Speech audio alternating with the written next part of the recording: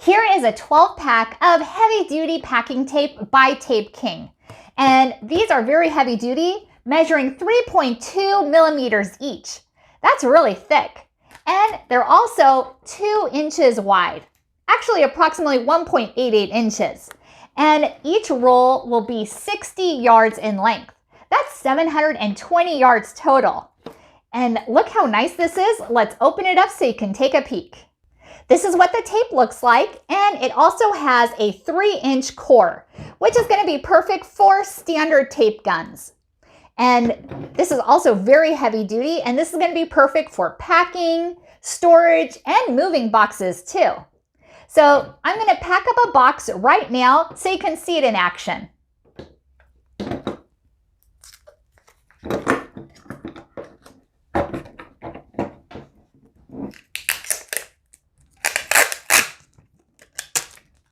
I have my tape gun ready to go with the Tape King heavy duty 3.2 millimeter tape. And here it goes.